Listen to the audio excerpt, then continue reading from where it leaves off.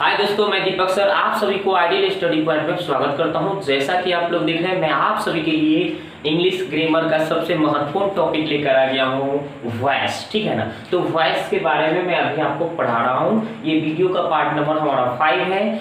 Part 1, 2, 3, 4 नहीं देखे हैं तो हमारे चैनल पर विजिट करके अच्छी तरह से देख सकते हैं। तो देखिए, हम इसमें आपको बहुत ही अच्छी तरह से, बहुत ही बेहतरीन तरीका से बताने का प्रयास कर रहा हूं। तो देखिए, इसमें हम रूल नंबर 11 लेकर आ गए हैं आपके सामने। वर्ब टू बी का इंफिनिटिव का जब यूज होगा तो उसको हम एक्टिव से पैसिव कैसे बनाएंगे। Okay,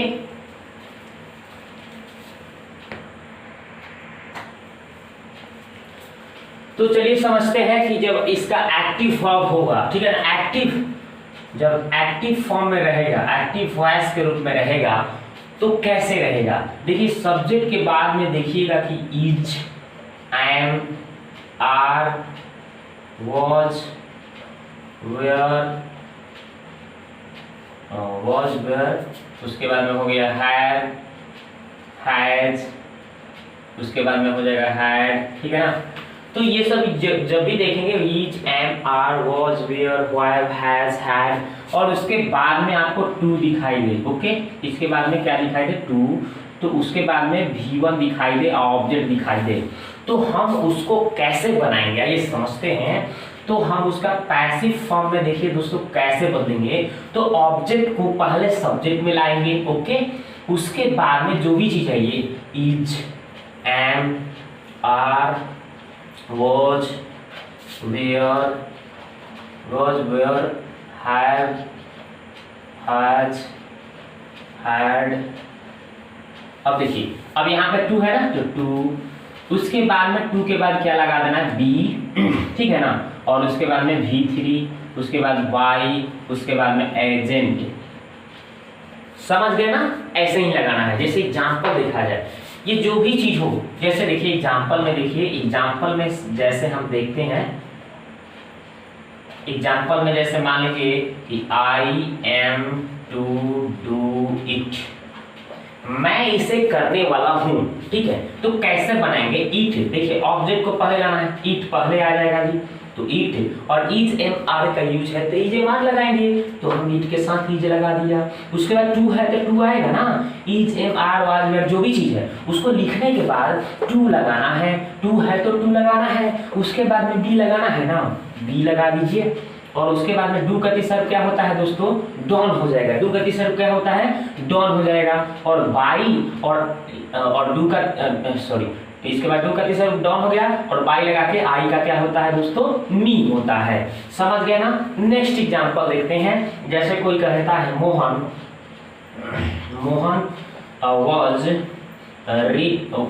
was two by A car. कैसे बनेगा, तो मोहन एक कार खरीदने वाला था। कैसे बनाएंगे दोस्तों, तो इसको ए कार पहले लिख देंगे, ए कार ऑब्जेक्ट को पहले लाएंगे, ए कार लिख दिया। उसके बाद वॉज, वेयर, जो भी चीज है तो वॉज, वेयर होगा तो वॉज, वेयर लगाना है, तो वॉज लगेगा इसके साथ। और उसके बाद में टू है ना, जो भी इंफिनिटिव है, उसके बाद इंफिनिटिव टू के बाद याद रखेंगे टू का दोस्त है। टू के बाद जहां भी टू देखेंगे ना, is, am, are, was, were, have, has देखेंगे, उसके बाद टू दिखाई दिया, बस आपको याद रखना है कि बी लगाना है तो लगाना है। उसके बाद बाई का तीसरा क्या हो जाएगा दोस्तों, बॉट लगा देना है। बाई का क्या हो जाएगा, बॉट लगा देना है, छोड़ना नहीं आपको। बाई का तीसरा बॉट हो गया। उसके बाद बाई लिख दिया। उसके बाद देखिए मोहन है तो मोहन, इसमें तो कोई चेंजिंग नहीं हो जाएगा।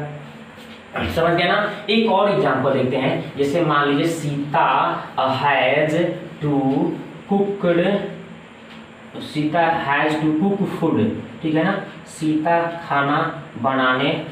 को खाना पकानी पड़ती है। ठीक है, चाहे सीता को खाना पकानी होती है, ठीक है ना, चाहे सीता को खाना पकानी है। तो कैसे बनाना है दोस्तों, तो फूड पहले आ जाएगा, क्या करना है, फूड को पहले लिख देना है। और फूड को लिखने के बाद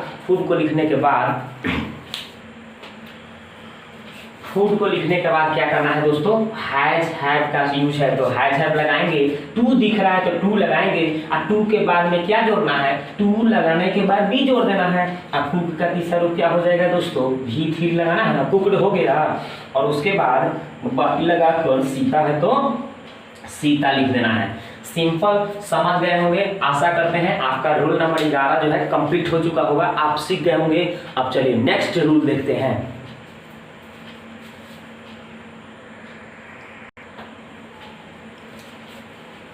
तो अब देखिए दोस्तों, हम लोग नेक्स्ट रूल लेकर आ गए हैं, रूल नंबर 12, ठीक है ना। इसमें हम बताए हैं कि जब इंपरेटिव सेंटेंस से ऑर्डर या कमांड का बोध होता है, ऑर्डर मतलब आदेश का या कमांड का बोध होता है ना, यानी कि सैनिक लोग अपने सैनिक के जो बड़े ऑफिसर होते हैं सैनिकों को क्या करते हैं, कमांड करने का काम करते हैं, ठीक है ना। तो वही जो होगा, अगर ऑर्डर कमांड का बोध होगा, ठीक है ना, तो आपको क्या करना है, इसको एक्टिव वॉइस से पैसिव वॉइस कैसे बनाते हैं, तो इस प्रकार बनाते हैं। देखिए इंपरेटिव सेंटेंस का एक्टिव फॉर्म होगा V1 यानी वर्ब का पहला रूप, उसके बाद में ऑब्जेक्ट या अदर वर्ड लगा रहेगा, और तो उसको हम लोग पैसिव वॉइस में बनाएंगे। तो पहले हम लेट से शुरू करेंगे, लेट लगाकर ऑब्जेक्ट को लिखेंगे, ऑब्जेक्ट को सब्जेक्ट के रूप में लाएंगे और बी लगा के भी लिख देंगे। जैसे एग्जांपल लीजिए, जैसे कोई कहता है कि ओपन द डोर, जैसे मैंने बोला कि ओपन द डोर, ठीक है ना,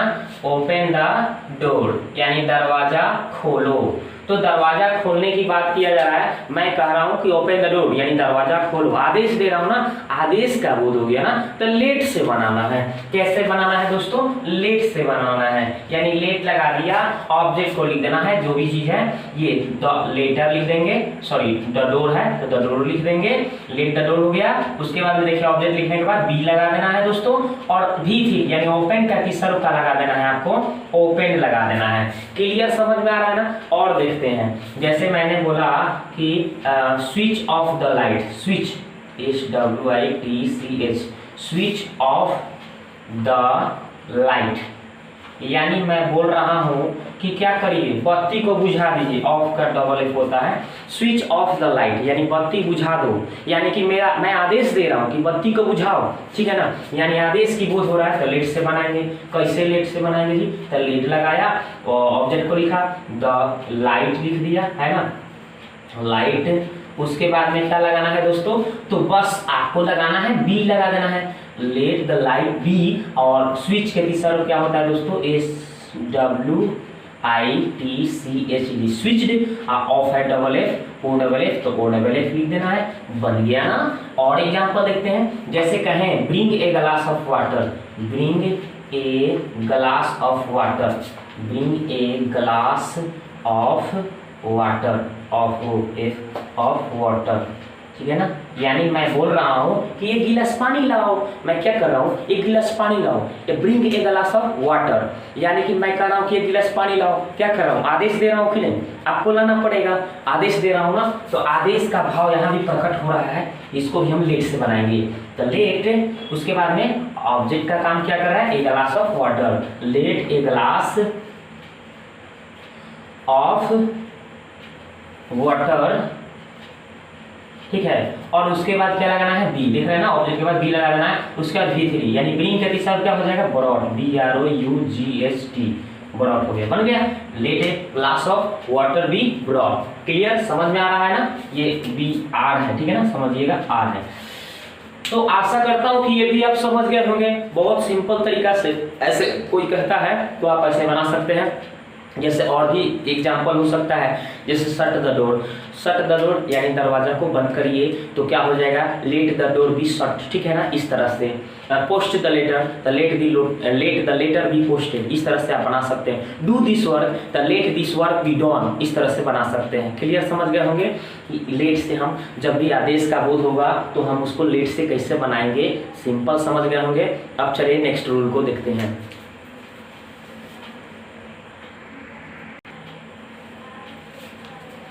तो आप देखिए दोस्तों, मैं आपके लिए रूल नंबर 13 लेकर आ गया। क्या आ गया, 13 नंबर रूल।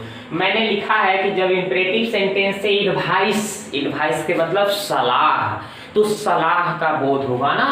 तो करना क्या है दोस्तों, एक्टिव से पैसिव बनाने कैसे बनाएंगे, इस प्रकार बनाएंगे। एक्टिव वॉइस का फॉर्म जो होगा V1 यानी कि पहले वर्ब रहेगा, उसके बाद में ऑब्जेक्ट अदर वर्ड रहेगा, ऑब्जेक्ट अदर वर्ड। तो इसको हम पैसिव बनाएंगे। तो पहले देखिए ऑब्जेक्ट को सब्जेक्ट में लिखेंगे, यानी देखिए किसी बुक में यहाँ पे एस यानी कि सब्जेक्ट ही दिया रहता है, लेकिन मैं इसको सुविधा के लिए ताकि आप समझ सकें अपनी भाषा में, मैं ऑब्जेक्ट को ही यहाँ लिख रहा हूँ ताकि आपको समझ में आए कि ओ ऑब्जेक्ट यहाँ रहता है, उसको यहाँ पे लिखना है, ठीक है ना। इसलिए मैं सब्जेक्ट नहीं लिखता हूँ, किताब में ऐसे सब्जेक्ट लिखा हुआ है यहाँ पे, ताकि आपको समझ में आए। अपने भाषा में समझेंगे ना तो आप सीख जाएंगे, ठीक है ना। क्योंकि रूल नहीं पूछा जाता है आपसे, बनाने के नियम, बनाने कैसे बनाना है ये सीखना होता है, ये एग्जाम में आता है, ठीक है ना। तो बस ये हो गया, ऑब्जेक्ट को पहले लिख दिया, उसका सूट लगाएगा, बी और V3 लगा देगा, ठीक है। देखो कैसे, जैसे एग्जांपल में मैं बोलूं लव योर कंट्री, जैसे बोल दिया कि लव योर कंट्री, ठीक है ना, COUNTRY कंट्री। मैंने बोला लव योर कंट्री, जैसे मैं बोल दिया कि help the poor, help the poor, ठीक है ना। एक एक बना के देखते हैं। जैसे लव योर कंट्री है तो मैं क्या कर रहा हूँ, लव योर कंट्री मतलब अपने देश से प्यार करिए, अपने देश से प्यार करो। तो अपने देश से प्यार करो यानी कि हम क्या कर रहे हैं, सलाह दे रहे हैं, जबरदस्ती नहीं कर रहे हैं, आदेश नहीं दे रहे हैं कि कर्वे करिए, आपको केवल सलाह दे रहा हूँ कि आपको अपने देश से प्रेम करना चाहिए। तो देख रहे हैं चाहिए का अर्थ आ गया ना, मैं सलाह दे रहा हूँ कि आपको अपने देश से प्रेम करना चाहिए, तो यानी कि शुड लगा के बनाना है। तो वही क्या करना है, पहले आपको ऑब्जेक्ट को लिख देना है, देख रहे हैं ना, ऑब्जेक्ट को लिखिए। तो योर कंट्री पहले आ जाएगा, योर कंट्री आ गया पहले, और उसके बाद क्या करना है, उसके बाद करना क्या है, कुछ नहीं, शुड लगाना है। तो शुड लगाइए ना, शुड लगाने में आपको क्या टेंशन है, शुड लगाइए। शुड लगाने के बाद क्या करना है, आपको बी लगा देना है, बी लगाइए ना, ऐसे तो बी लगा दिए, ठीक है ना। और उसके बाद बी लगा के क्या करना है, V3 यानी कि लव है ना, तो लव का तीसरा रूप क्या होता है दोस्तों, लव्ड, लव का लव्ड, ठीक है ना। तो your country should be loved, okay, समझ गए होंगे। नेक्स्ट एग्जांपल, जैसे मैं बोला हेल्प द पुअर, क्या बोला, हेल्प द पुअर यानी कि क्या करो, गरीबों को मदद करो, यानी कि गरीबों की मदद करने की बोल रहा हूँ, यानी कि मैं सलाह दे रहा हूँ, करिए चाहे मत करिए आपकी मर्जी ना। तो करने की बात कह रहा हूँ यानी सलाह दे रहा हूँ कि आपको गरीबों को मदद करना चाहिए, शुड का यूज आ गया ना। तो बस उसी तरह से आपको क्या करना है, बस ये ऑब्जेक्ट को पहले लाना है, इसमें लेट से नहीं बनाना है, ध्यान दीजिएगा। जब सलाह का बोध होगा तो लेट से मत बनाइएगा, जब आदेश का बोध होगा तो अब जाके लेट से बनाइएगा, ठीक है। तो द पुअर शुड लगाएंगे, SHULD शुड, और बाद बी लगाना है, शुड बी। हेल्प का तीसरा रूप क्या होता है दोस्तों, हेल्प्ड, क्लियर हुआ। चलिए इसी में नेगेटिव भी देखते हैं, जैसे कहता हूँ कि don't insult the poor, insult the poor, ठीक है। इसका क्या होगा दोस्तों, मैं बोला कि डोंट इंसल्ट द पुअर, गरीबों को अपमानित मत करो, ये तो बात सही कह रहा हूँ, सलाह दे रहा हूँ कि गरीबों को मत सताइए, अपमानित मत करिए। आपको गरीबों को क्या करना चाहिए, गरीबों को अपमानित नहीं करना चाहिए, नहीं करना चाहिए। शुड नॉट लगा देना है दोस्तों, भाई डोंट है ना, डोंट को भुला जाइए, यही नेगेटिव का अर्थ निकल रहा है, यानी शुड के बाद नॉट लगा देना है, कोई टेंशन नहीं लेना है। आप इसको थोड़ा देर के लिए भुलाइए, यहाँ से देखिए इंसल्ट द पुअर, यानी द पुअर यहाँ से स्टार्ट करिए। तो स्टार्ट करिएगा तो क्या लिखिएगा, द पुअर, क्या करिएगा, द पुअर। उसके बाद क्या लिखना है, शुड, शुड लगाते हैं तो शुड लगाना है, लेकिन ये डोंट है ना, तो डोंट से शुरू है यानी नकारात्मक वाक हो गया, तो इसको भी नकारात्मक बनाना पड़ेगा ना। तो शुड के बाद क्या लगा देंगे हम, नॉट लगा देंगे।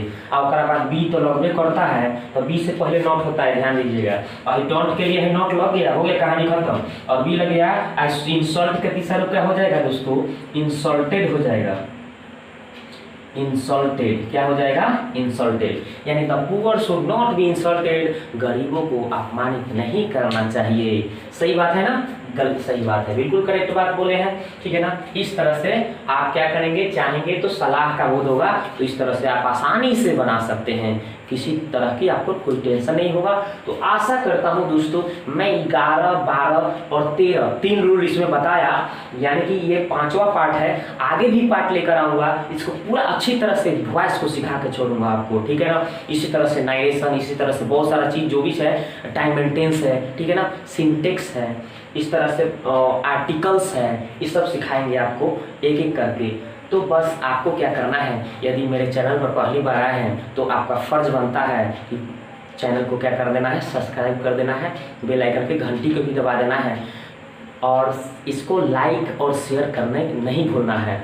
इस तरह से आप करते हैं तो हमारा क्या होगा, प्रोत्साहन बढ़ेगा, उत्सुकता बढ़ेगी कि मैं आपके लिए और अच्छी तरह से वीडियो लाऊं, ताकि आपको सिखाऊं, ताकि क्योंकि मेरा वीडियो ग्रोथ कर रहा है, जैसे ही ग्रोथ करेगा मैं आपके लिए एक पर वीडियो बनाते रहूँगा, सिखाते रहूँगा। तो वीडियो को देखने के लिए आपको बहुत बहुत धन्यवाद। अब नेक्स्ट वीडियो मिलते हैं।